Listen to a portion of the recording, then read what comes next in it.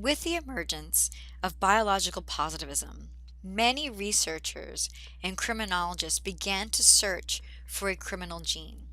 They looked for specific biological predictors to explain criminality.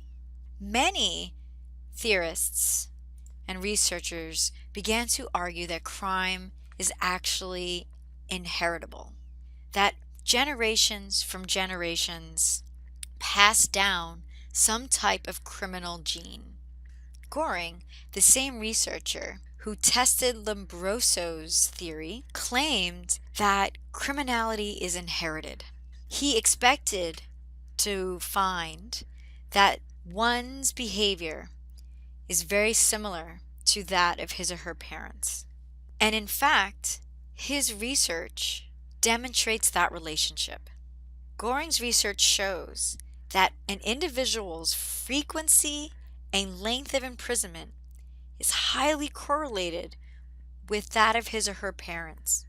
He argued that these parents should not be allowed to reproduce because they just continue to pass down the gene of crime. In 1874, Richard Dugdale also came to the same conclusion.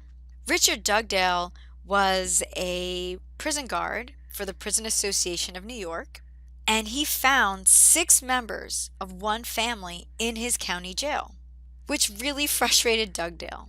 So he decided to trace the genealogy over 200 years of this Jukes family.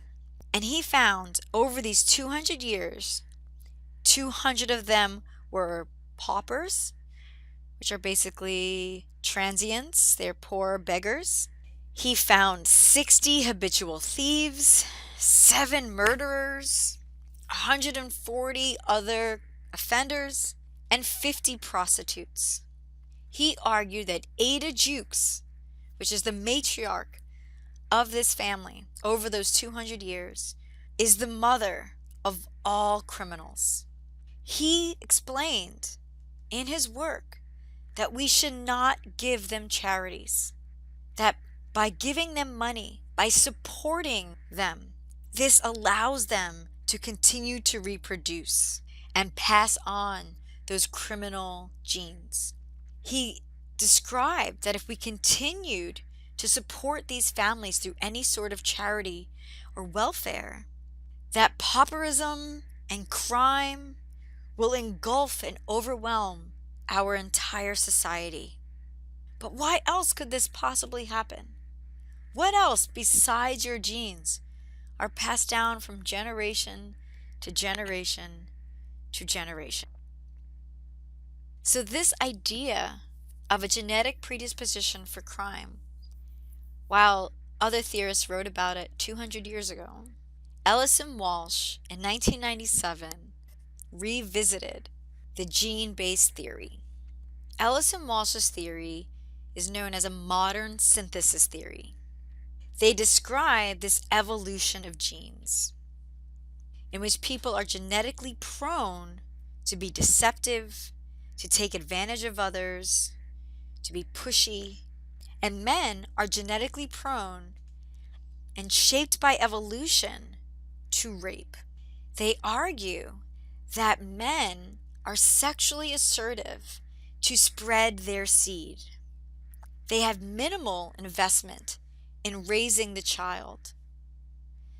But yet, based on evolution, they are predisposed to spreading their seed and allowing their genes to be passed on for generations and generations.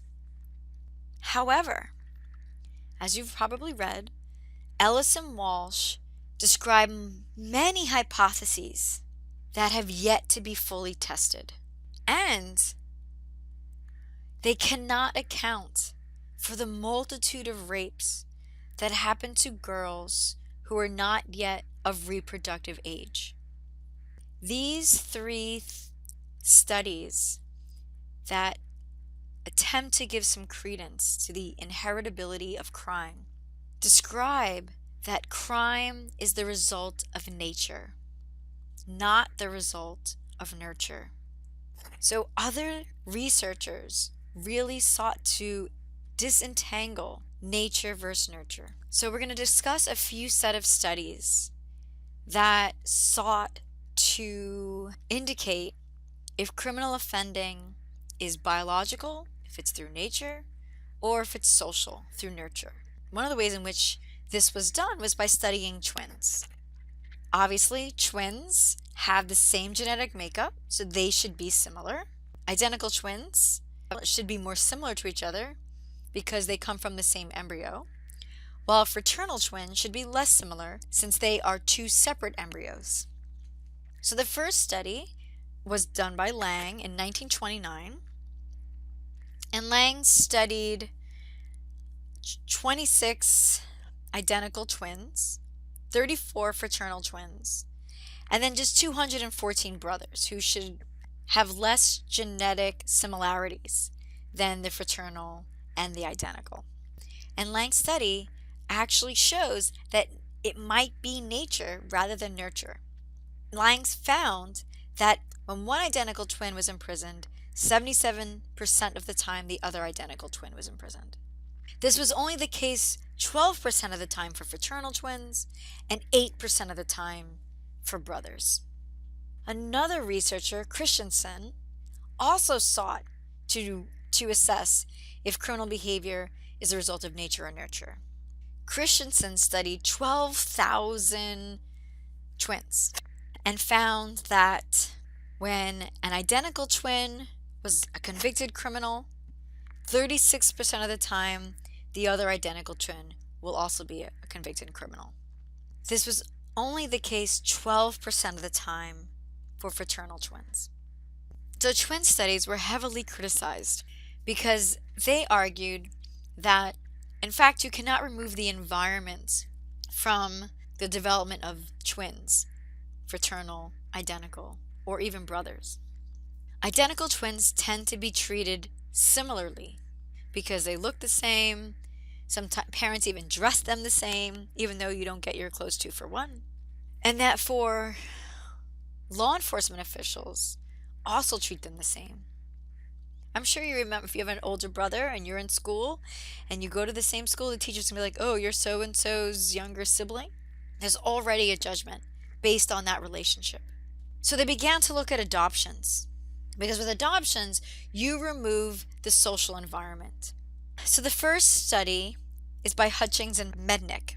And so they looked at an adopted boy and they sought to explain if the adopted boy's behavior is more similar to the biological father or to the adopted father. And again, Hutchings and Mednick found some evidence of nature. When the biological dad had a minor record, 38% of the time so did the adopted son. When the biological dad had a serious record, 49% of the time so did the adopted son. When the biological dad had no record, 31% of the time so did the adopted son. So they concluded that the biological dad had a greater effect on the child's criminality than the adopted dad. So Walters did a meta-analysis. So now meta-analysis is when you take a whole bunch of studies and you analyze their findings to see, okay, what can we really conclude based on all of these studies? And Walters looked at both twin and adoption studies. And he concluded that property crime seems to be more inheritable than violent crime. That nature seems to have a much greater effect on property crime than on violent crime. But again, there are some criticisms. As I mentioned, the criticisms with twins and how they are treated, both in the family and outside of the family. With adoptions, we have other issues to think about that could potentially affect the relationship between the adopted child and the biological parent. First is selective placement. Often adoption agencies attempt to put kids in homes that are similar to where they might have grown up. Secondly, we aren't able to account for prenatal or perinatal factors. we aren't able to account for what happened when that child was in the womb. Was the biological mother healthy? Did she get good prenatal care? Did she smoke while she was pregnant? Did she drink while she was pregnant? Did she have other vices during the pregnancy? And also perinatal factors. So, what happened right after the child was born? The child spent a lot of time with the biological parent. Was the child fed well? Was the child exposed to any toxins? And we cannot account for the time that the child spent in foster care.